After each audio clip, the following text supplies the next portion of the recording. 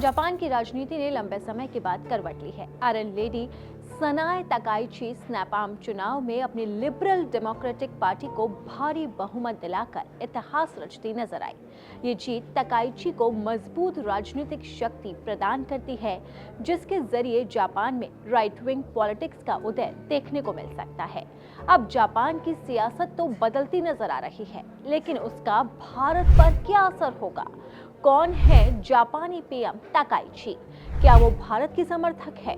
और तकाइची के आने से चीन को क्या नुकसान होने वाला है? अब ये सारे सवाल पूरी दुनिया में गूंजने लगे हैं। तो जानते हैं कि भारत और जापान का रिश्ता कैसे बदल सकता है। तकाइची के आने से भारत में भी हलचल तेज हो गई है।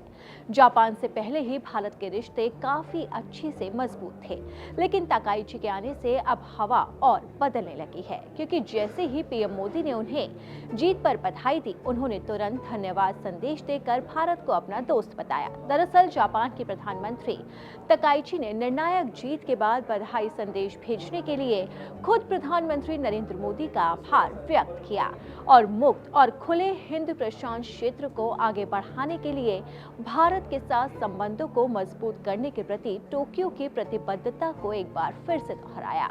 एक्स पर एक पोस्ट में उन्होंने प्रधानमंत्री मोदी को उनके संदेश के लिए धन्यवाद दिया और भारत के साथ घनिष्ठ सहयोग जारी रखने के अपने इरादे पर पूरी तरह से वो जोर देती हुई नजर आई। अब जानते हैं कि उन्होंने पीएम मोदी को क्या कहा है। जापानी पीएम ने एक्स पोस्ट पर साफ तौर पर लिखा है कि प्रधानमंत्री नरेंद्र मोदी, प्रतिनिधि सभा चुनाव पर आपकी हार्दिक बधाई के लिए बहुत बहुत धन्यवाद। मैं जापान और भारत के बीच विशेष रणनीतिक और वैश्विक साझेदारी को मजबूत करने और एक स्वतंत्र और खुले हिंद प्रशांत क्षेत्र को साकार करने में सहयोग करने के लिए आपके साथ मिलकर काम करने के लिए तत्पर हूं।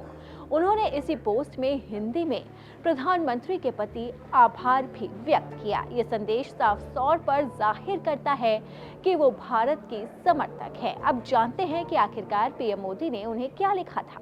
अचानक चुनाव के नतीजों के बाद प्रधानमंत्री नरेंद्र मोदी ने जापानी प्रधानमंत्री को हार्दिक बधाई दी और इस बात पर जोर दिया कि भारत जापान के संबंध वैश्विक शांति, स्थिरता और साझा समृद्धि को आगे बढ़ाने के लिए अत्यंत महत्वपूर्ण है और ये मजबूत विशेष रणनीतिक और वैश्विक साझेदारी के माध्यम से संभव है। एक्स पर एक पोस्ट में प्रधानमंत्री नरेंद्र मोदी ने तकाइची को उनके ऐतिहासिक चुनावी जीत पर बधाई दी और इस साझेदारी के महत्व को दोहराया, जिसने अगले दशक के लिए 8 वैश्विक प्रयासों की रूपरेखा तैयार की। पीएम मोदी ने जापानी भाषा में लिखा कि तकाइची प्रतिनिधि सभा के चुनाव में आपके ऐतिहासिक जीत पर बधाई।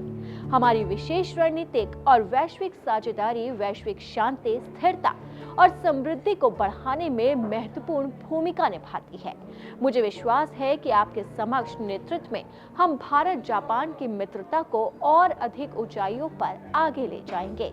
यानी कि साफ है कि भारत भी जापान के साथ आगे बढ़ने के लिए तैयार है। इस धन्यवाद से साफ होता है कि तकाइची भी खुलकर भारत के साथ है।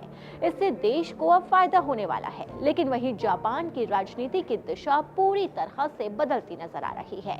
जापान में युद्ध के बाद के इतिहास में दक्षिणपंथी पार्टियों की ये सबसे बड़ी जीत में से एक है। एलडीपी ने संसद के निचले सदन यानी कि हाउस ऑफ रिप्रेजेंटेटिव्स की 465 सीटों में से 316 सीटें जीती। ये 2/3 से ज्यादा सुपर मेजॉरिटी है और ये जीत का भी डंका बजाती है।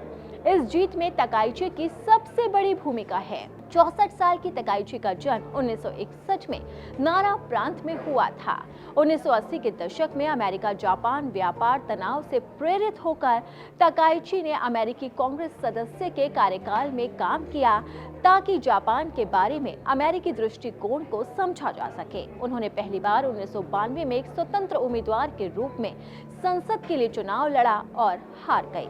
अगले साल उन्होंने एक सीट जीती और 1996 में एलडीपी में शामिल हो गए। तब से वो 10 बार संसद के लिए चुनी गई और केवल उनके हिस्से में एक ही बार हार आई है।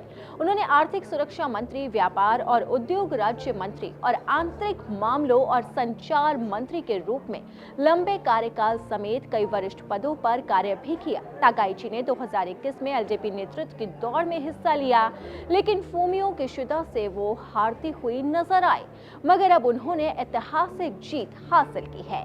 ताकाइची की जीत दक्षिणपंथी झुकाव के साथ ही रूढ़िवादी शासन के जारी रहने का साफ तौर पर संकेत देती है। अब जानते हैं कि ताकाइची की जीत से चीन को कैसे झटका लगा। ताकाइची चीन के प्रति कठोर नीति अपनाने की पक्षधर हैं। उन्होंने ताइवान पर चीन के संभावित हमले में जापान की भूमिका पर टिप्पणी की थी। उन्होंने कहा था कि अगर चीन ताइवान पर हमला करता है तो जापान भी इस संघर्ष में शामिल हो सकता है। ताकाइची के इस बयान पर चीन में तीखी प्रतिक्रिया हुई थी। चीन के प्रति ताकाइची की सख्त नीतियों का पता उनके इस बयान से ही चलता है, जब उन्होंने टोक्यो के यासुकुनी श्राइन जाने की अपनी इच्छा जताई। ये वही जगह है जहां युद्ध अपराधियों के अवशेष रखे हुए हैं। यानी कि साफ है कि अब जापान की आयरन लेडी के साथ भारत के अच्छे संबंध हो सकते हैं, जबकि चीन को उनकी जीत से बड़ा झटका लगता हुआ नजर आ रहा है। खैर, अब उन्होंने सत्ता तो संभाल ली है, लेकिन देखना होगा कि आगे आगे उनका कार्यकाल कैसा रहता है और भारत के साथ जापान के संबंध कितने आगे बढ़ते हैं और चीन को इससे कितना जोरदार झटका लगता हुआ नजर आता है। फिलहाल मेरे साथ इस वीडियो में इतना ही। अगर आपको हमारा ये वीडियो पसंद आया तो इसे लाइक और शेयर जरूर करें। अगर अब तक आपने दैनिक जागरण को सब्सक्राइब नहीं किया है तो लेटेस्ट खबरों को जानने के लिए आप दैनिक जागरण को जरूर सब्सक्राइब करें।